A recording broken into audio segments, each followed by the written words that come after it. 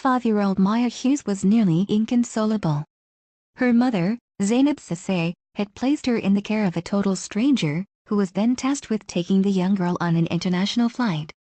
And 15 years after the unknown man escorted her daughter from Africa to the United States, Sesay managed to find him once again. Zainab Sesay had grown up in Sierra Leone, but she had gone on to live in the United States. In 2003, nonetheless, she decided to travel overseas for a 6-month stay in her home country, this time with her daughter in tow. At that point, moreover, Sesay hadn't been home for over 10 years, but the mother-daughter trip wouldn't go quite to plan. Sometime in the 4th month of their half-year stay, you see, Hughes suffered a medical emergency, and the young girl had to return to the United States immediately in order to get the care that she needed. Indeed, as Hughes tweeted 15 years later, it was a life-and-death type situation. And what's more, Sesay had a problem of her own. She actually had to deal with family matters still lingering in Sierra Leone, so she couldn't therefore take her daughter back to the United States herself. Instead, she had to make the presumably scary choice to buy her 5-year-old daughter a one-way ticket. Of course, it wasn't simple to send a 5-year-old child onto an airplane by herself. In fact, it was impossible to do so. Although children Hughes' age can fly solo, they cannot do so on a trip with connections. And the daughter's flight home would have multiple layovers, so she therefore needed a chaperone. So, Sesay headed to the airport and began asking strangers if they would serve as Hughes' escort overseas. Of course, everybody had an excuse, Hughes reported on Twitter, potentially recalling the moment herself. Sesay nevertheless approached a gate agent and asked her to point out who in the waiting area was also going back to the United States. Thus the female gate agent directed Sesay's attention to a male standing in the corner. Sesay told the Huffington Post in 2018 that the woman spoke in Creole, a language also known as Sierra Leonean Creole. The agent reportedly stated, "Well, you know, that white guy over there is traveling." So Sesay walked over to the individual, ready to pose him the most insane question anyone could possibly ask. At first, however, this man had a reason as to why he couldn't be charged with Hughes' care. "He told my mom he was in no mental state to travel with a minor because he had just lost his grandmother," Hughes posted on Twitter. In fact, the man had come to the airport so he could fly back to the United States to attend her funeral, but fortunately, this man eventually realized how dire Sesay's situation really was and thusly agreed to be Hughes' guardian on her international flights. That's right, the 5-year-old's mom said goodbye and stuck around at the airport to watch the plane take off. A wave of emotion likely hit the forlorn parent as soon as she saw the vessel fly away. All of a sudden, the adrenaline kind of went away, and I realized, oh, my God, I just handed my only child at the time to a complete stranger, Sesay told the Huffington Post. Had Hughes' mother chosen a suitable candidate to care for her daughter on the lengthy overseas journey? With that, Hughes and the man journeyed from Africa back to the United States, making their way through multiple layovers together. And the flight attendants on board their flight stepped in to help the kind stranger with his babysitting duties. Yes, they even gave him and the young girl first-class meals on their flights. Although Hughes was a mere 5 years old at the time, she remembered experiencing a lot of chaos that day. And the stranger's kindness stayed with her too. "I just remember crying a lot on the plane," she told the Huffington Post. "I remember him trying to calm me down. That's all I remember, really, just him trying to calm me down on the plane." Another snippet seared into Hughes' mind was how the man attempted to soothe her just after their meeting. He tried singing songs in Creole to a screaming, crying 5-year-old, as she described herself on Twitter. She reiterated to the Huffington Post, "He was really nice." Hughes and her adult helper eventually landed at Dulles International Airport, just outside of Washington, D.C. During their trek, Sesay's mother, who lived nearby, had gotten word that her granddaughter was coming home. She drove to the airport and picked up the 5-year-old, who ran into her arms at the end of a long journey. The next month, Sesay made her own journey from Sierra Leone back to the United States. And from that point on, she and her daughter only continued to talk about the man who brought Hughes home. "I always gave my mom a hard time because he was a complete stranger, and it was risky," Hughes told BuzzFeed News. Both Hughes and Sesay always wondered about the identity of the man who had stepped up to help them. Over the years, They also told the story of their international ordeal with various family members. And sharing this story with a cousin led to a break in the case about a decade after it all happened. It turned out that Sesay's cousin recalled hearing a similar story from one of her former colleagues. That was all her cousin said at the time, though. She provided no further information as to who the man was. And then, Sesay and her cousin fell out of touch, as the latter did not live in the United States. It turned out that Sesay's cousin recalled hearing a similar story from one of her former colleagues. That was all her cousin said at the time, though. She provided no further information as to who the man was. And then, Sesay and her cousin fell out of touch, as the latter did not live in the United States. Some 6 years later, the cousin visited the States and brought up the story again, but this time, with an additional detail she hadn't shared before. Sesay told the Huffington Post, "My cousin said, 'Hey, Zainab, did you ever track Tom Perriello down?' And I said, 'Who's that?' The cousin then revealed that Tom Perriello was the guy who you said brought Maya back. Remember? I told you he's a colleague of a colleague." Sesay hadn't heard his name before, but she got to work trying to find him once she had it. She eventually uncovered his email address and sent him a message. Sesay's sprawling email covered the entire story of her daughter's transatlantic journey. Her note included an apology, as it might well have seemed to come out of nowhere, especially if the recipient wasn't the right person.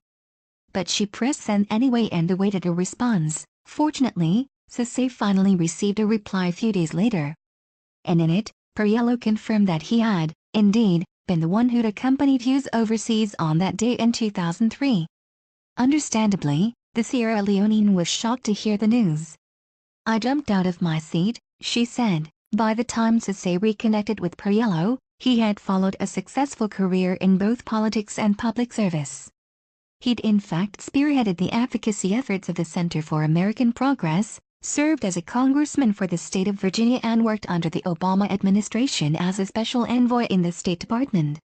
He'd even run for the Virginia governorship in 2017. Back in 2003, though, Perriello was working for the United Nations as a spokesperson and advisor.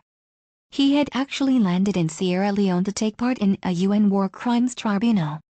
This panel had been created in order to prosecute those who had committed human rights abuses in the midst of the country's civil war. So, when Sesay approached Perriello in the airport, he had not only just lost his grandmother, but he had also learned that the tribunal would indict Liberia's dictator Charles Taylor for his crimes.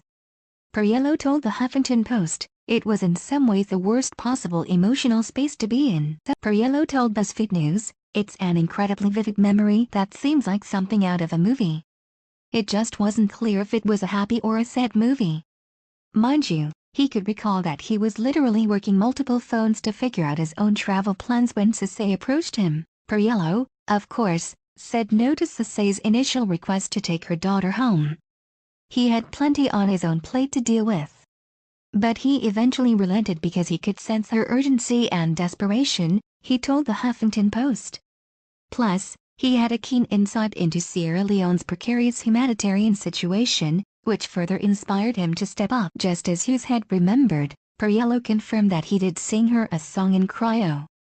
He only knew one verse, though, so he repeated it over and over for an hour to help her calm down. Indeed, the rest of their journey was just as tumultuous, he said. As the unrelated pair crossed international borders, in fact, they had to answer a barrage of questions. There was some serious drama on each leg of the trip, as there should have been under the circumstances, but we worked with officials and some angels at the airlines to make sure Maya got home safely to her grandmother's care, Perriello told BuzzFeed News. And it would be the young girl's reunion with her grandmother that made the whole journey worthwhile, he said. "One of the happier moments in my life was seeing Maya run into her grandmother's arms," Perriello said. But there was something that Sesay and Hughes didn't know about until they reconnected with Perriello. His decision to chaperone the child at that particular time had come with a huge personal consequence. Perriello revealed that he had to leave the airport's arrivals area so that he could bring Hughes to meet her grandmother. Exiting this area meant that he had to go back through security checks, and the delay ultimately led him to miss his flight connection. He didn't make it to his grandmother's funeral. Sesay found that revelation difficult to digest. that really dampened my heart. It was horrible, I didn't realize, she told the Huffington Post. Details such as this one continued to fall into place as she and Periello exchanged more and more emails. Of course, Hughes heard the story too and decided to share the tale with her Twitter followers. My mom has been trying to find this man for 15 years, we never got his name or anything, Hughes tweeted. My mom emailed him, and this man remembered everything. He said he never forgot about me or the songs he was trying to sing in cryo. He had told his family about it and everything. There's a huge possibility I wouldn't be here today if this man didn't bring me back over here. Finding him after 15 years is really crazy because I thought about it a lot. He didn't have to help me. He didn't owe me anything. I'm so grateful. Hughes concluded. Hughes' unbelievable story went viral via Twitter, garnering thousands of likes, retweets and comments. One such comment came from Periello himself, who responded, "One of the craziest experiences of my entire life is now a Twitter thread, and I could not be happier to know you are shining bright, Maya." After their initial connection and viral Twitter thread, Periello, Hughes and Sesay plan to speak to one another in greater detail, perhaps even in person. After all, for Periello, even the initial conversations had proven cathartic. He told the Huffington Post, "It's been an emotional week, and I think I didn't realize how much closure I needed on the experience." As for Sesay and Hughes, they hoped that by publicizing their story, they would share with the world what a great human that Periello was and is. Hughes told BuzzFeed News, "He's genuinely a good person, which is something we don't have a lot of anymore. And for that, all she wanted to do was express her gratitude. If it wasn't for him, I don't know how I would have made it back. We've been trying to find him because we never really got to say thank you," Hughes concluded. And her mother agreed, adding that she could finally put a name to a face that had lingered in her mind for nearly 2 decades. "For 15 years I was looking for this ghost," Sesay said. "I hope to meet with him to get the opportunity to shake his hand, hug him and thank him for having done that." And many other people who read the story of their transatlantic journey certainly agreed, Periello deserved praise for his good deed. One Twitter user lauded all the parties involved and wrote, "This story has all the feels.